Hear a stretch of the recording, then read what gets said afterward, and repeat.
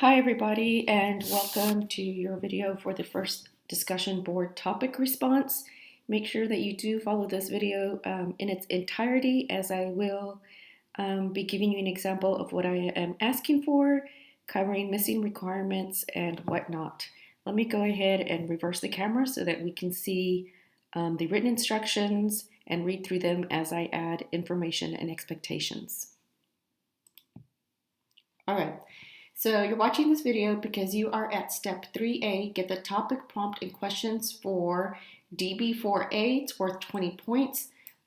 Remember what I said up above here somewhere, that there's a new outline for you to copy. And so this is just one of the topics that you'll be writing in response to. Let's go to the context. Recall that the step 2 article, that is from the week 12-13 folder, included attention to the looting of major stores like Target the summer of 2020, following the killing of George Floyd. Question: do you think that those who looted a Target store or Target summer 2020 reflected a form of human depravity? Requirements in responding to question. Okay, so you will be responding in the form of an argument. Everything in your argument should be written as one coherent, compelling paragraph. So this is a serious academic, philosophical activity where we are writing a coherent, compelling paragraph. So take it seriously. Make sure that your conclusion and your reasons for your conclusion are in one and the same paragraph. I've had students present their conclusion and then I guess they press the enter bar and then they have a separate paragraph for the reasons. It should all be one thing. Present your conclusion first. Wording should be based on the question in bold. Okay, so similar to what I've said before, what you're going to do is you're going to take the question stem and turn it into your first sentence.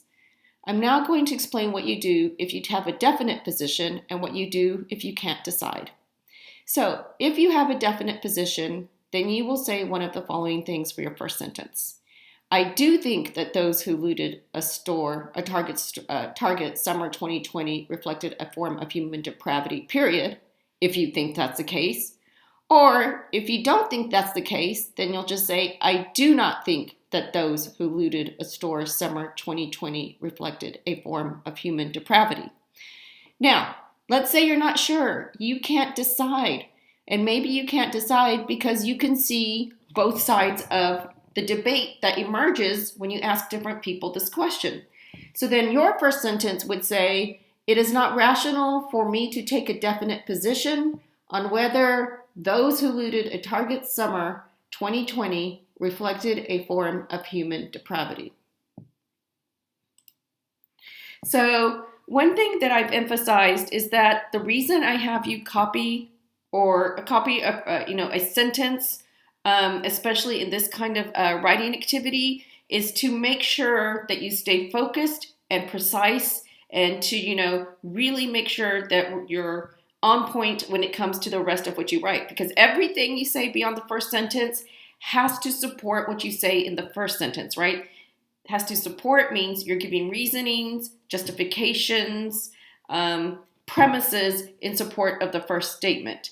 I've already lectured on what it means to say something is rational or not rational, especially with respect to a debate and drawing a definite conclusion. So I'm not going to repeat that here, but you should have it in your notes if you want to look at that. But the other reason that in this kind of activity, where I have you construct an argument in response to like a scenario, a thought experiment, or a case study, or something in real life, an event, is to facilitate our ability to make sense of each other's responses. It helps us to see right away where somebody is coming from, and it also makes it easier to compare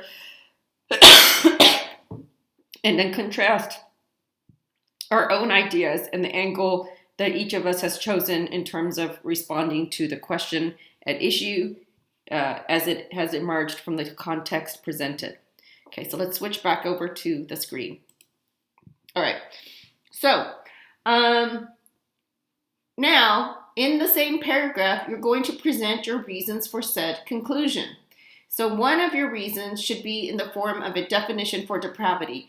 So everybody does this. No matter what your first sentence says, you're going to define depravity. Now, why am I having you do that? Because I'm asking you in your conclusion whether you think some group of people during some time reflected this. So a really important skill, and I might have mentioned this before, but I'm going to reiterate it.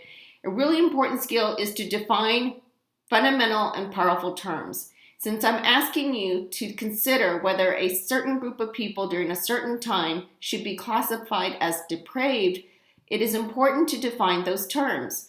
Whenever you offer a definition in support of a conclusion, you are basically offering what I would call a premise definition statement. All right, so make sure you pick a definition that connects to the topic, the context in question for this discussion board response. So don't just pick any definition. I already lectured extensively on how to pick relevant definitions, so I'm not going to repeat that here. I did that when I was helping you and coaching you through the virtue ethics essay. So if you have notes from that, then go ahead and look at that. That said, you need to still listen to what I say in this video.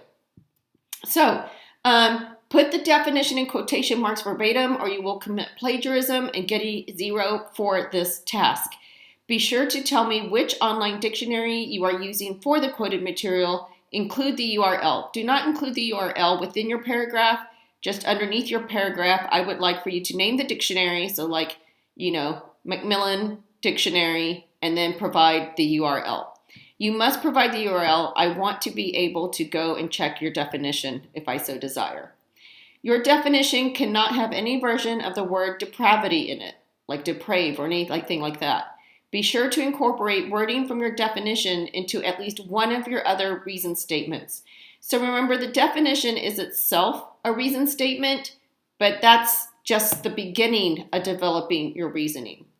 And I'm going to give you an example of this in just a moment. I'm pretty sure I gave you an example of how to incorporate a definition into a discussion when I was coaching you through the ethics essay. But even if you have those notes and remember that, it's definitely worth getting another example. Use correct and proper writing skills, proper mechanics, conventions, syntax. Be sure to correct any comma splices and run-ons and whatnot. Okay, so let's go ahead and take a look at an example using a response that you should have worked through already. So I decided to construct a response using a prompt that I had given you guys. I revised the setup a little bit. So this one has to do with giving an example of a time one lashes out. In an assignment I gave you, I think I told you to start with the definition for lash out. In this example, I don't start with the definition for lash out. I start with a sentence that could be considered a conclusion. So obviously, I decided to do that because this video is talking about a paragraph that is an argument where you present the conclusion first. So let's interpret this first sentence as a conclusion, and then what follows, statements that are mainly focused on providing reasons to believe my conclusion. I might have some other statements that technically don't function as reasons, premises, but provide a little bit of context or elaboration. Let's go through my example to show you what I was talking about in one of my bullet points. I once lashed out at a clerical worker in the human resources office at Austin Community College. Okay, so I've said that. Now I'm going to defend that claim. And I'm going to defend that claim by starting with the definition for lashed out. Cambridge Dictionary defines lash out as follows. So as you can see, I highlighted when I used the word, and then I highlighted when I mentioned the word. So I've mentioned several times throughout the semester that when we're mentioning but not using a word, we put quotation marks around the term or word phrase we're mentioning or talking about but not using. So Cambridge Dictionary defines lash out as follows. To suddenly attack someone or something physically or criticize them, her, or it in an angry way. What led me to lash out is as follows. I noticed that my monthly net income had not changed in my monthly pay 6 months after having requested that more earnings be extracted from my monthly gross income. The reason I wanted to take out more gross monthly earning, and really what I should have said here is take out more from my gross monthly earnings is because as my salary increased each year, I began having to pay the IRS more and more every year. I was advised to have more of my monthly gross earnings paid to federal taxes to offset or even bring the amount I owe to the IRS each April down to zero. Kind of like paying it forward in monthly chunks instead of a big lump sum each April. Okay, so notice that what I'm doing here is I'm giving context, right? So I state my conclusion, then I define an important term in my conclusion. This functions as a statement, as a premise in support of my conclusion. Then I provide some context, the context by which I will be applying the definition, right, for the word in my conclusion, that word that names that fundamental and powerful classification term or classifying concept. As soon as I realized my HR office had not been taking out extra earnings, my heartbeat went up and I immediately felt anger. Okay, so what you're seeing in yellow then are words from the definition. So this word, any word that you see in yellow, you can go back up to the quoted definition here and you will see it there. So for example, anger, you see angry way. So when you're applying a definition, you might not be able to use the exact same form of a given word that names a fundamental and powerful concept within a definition itself. You might have to change the word form in a little. So I wouldn't say, and I immediately felt, I guess I could say I immediately felt angry. I could say that, but I decided to refer to the emotion as a noun and not use it as like an adjective to describe, the emotion itself. So just keep that in mind, though, that you might need to or want to or be able to change the version of the word that you're using. So here it's angry. Here I used anger. When you are using the words in the definitions, make sure that when and if you make the decision to change the version of the word, that the syntax is good for the sentence, the grammar and how words string together, how they flow within a sentence. I called the clerical person who should have handled my request and started to speak to her politely. But after she admitted a silly mistake she made, I suddenly began to attack her.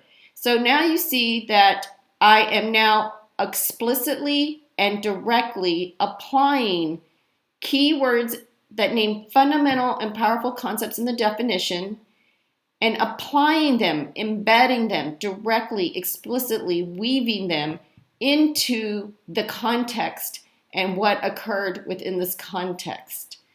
So then notice that I'm also highlighting. So one thing that I would like for you to do that I don't have in writing is when you start applying the definition, okay, the words that name fundamental and powerful concepts or phrases that point to key ideas, big ideas in the definition, highlight in yellow, no other color. Don't change the color of the words.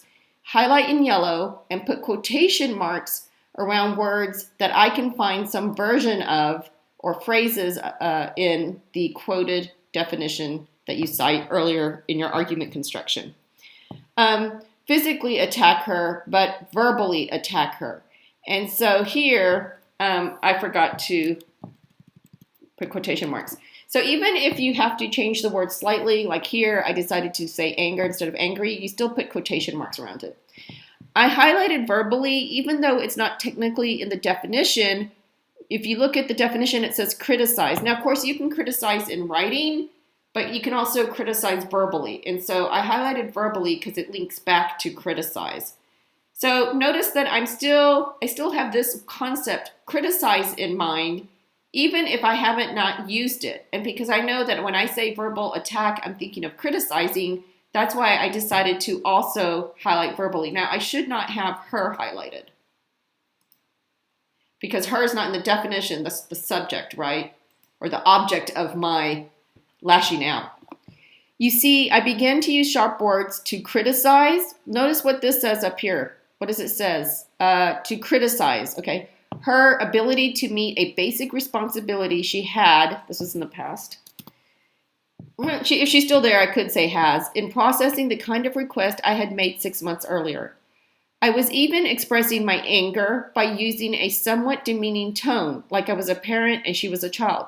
So notice that I am applying the concept of anger from the definition twice. I'm giving two examples of how I expressed anger and hence building up the case, further supporting my conclusion that I lashed out at her. So basically, I'm doing what's called an argument by definition.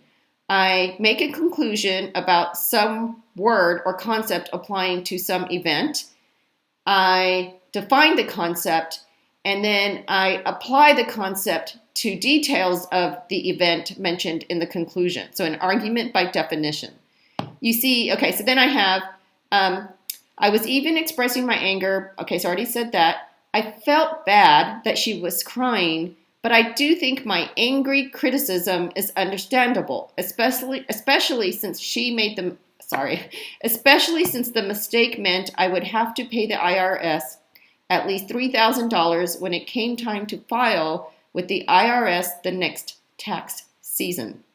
So notice that I'm again using these words. I'm not saying you have to reuse words in your definition several times. You would do that only if it makes sense to elaborate on or provide more examples or even counterexamples. And I'll say more about that in a moment. I felt bad. Okay, so I've got that. So you can see that this time I did use the version of this word that's in the definition. And then I used criticism again. Right, okay, so then I have, in any case, I received an email from her supervisor the very next day that the issue had been corrected. The HR clerk kept her job as far as I know, and I finally got what I wanted 6 months ago. Sorry, I'm stumbling so much, but my throat actually hurts. And so it's very hard for me to do this lecture. Okay, so I need to say something else, so please listen to this. If you are taking a definite position, okay, and you are saying that the looters did reflect a form of human depravity, my example speaks most directly to those of you choosing that conclusion. That said, my particular example, not the general things. The general moves that I showed you still apply to everyone, no matter your conclusion. That said, if you do not think they reflected depravity, you still have to find a way to explain or support your conclusion. So you still cite the definition, and then maybe you could talk about one or two things that the looters did at those targets. So what kinds of things did they do? They maybe broke windows, broke doors, they stole things. So then what you would have to do is explain why those things are not a form of depravity. Another strategy you could use is to admit that they did those things, but then give examples of things that the looters could have done that would have been examples of depravity, but that they didn't do. In other words, maybe you want to argue that they did not cross a line. So they did certain things, but it wasn't depravity because or whatnot.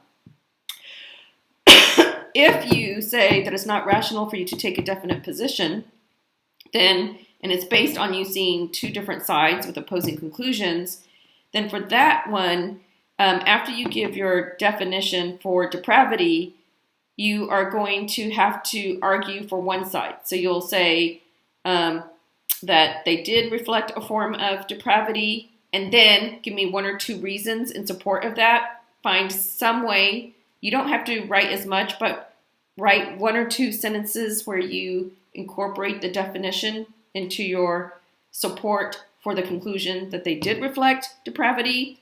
And then you will offer an argument or a minor argument in support of what was your main conclusion, really, about it not being rational to take a definite position.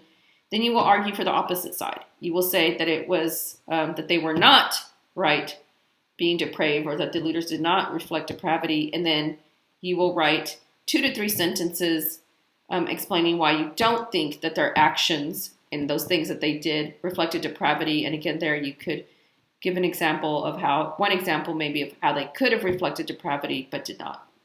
Okay, so if you have a definite position and you're saying that they do reflect depravity, you're probably going to need a paragraph that's about this long to get an A. If you want to argue that they did not reflect depravity, you'll probably need a paragraph about this long. It might be about 2 or 3 sentences shorter. If you're arguing that it would not be rational for you to take a definite position, you'll have a paragraph about this long, but the arguments that you give for the opposing conclusions themselves will not be as long. So you don't have to write a paragraph long argument for each side. You'll just write maybe, you could, for one side, write about, and I'm just giving you a kind of like a gist. So maybe that much for one side, and then maybe that much for the other side. Now, one more thing. If this part you listen to only if you can't decide which position to take. If this is you, if you choose that option, right, the third option in terms of a conclusion, and hence how you go about the rest of your paragraph. If you can find your notes from earlier in the semester where I talked about the meaning of rationality and what it has to do with claiming a definite position on an argument, and you can turn those into sentences, then you will have constructed premises that link your presentation of opposing sides on the issue to your first sentence. In other words, to your main conclusion. If you do that, and you do it well, I am going to give you 10 course bonus points, even if you already have 40 course bonus points or are close to that. All right. Thank you. Have a good one. I look forward to reading y'all's arguments by definition.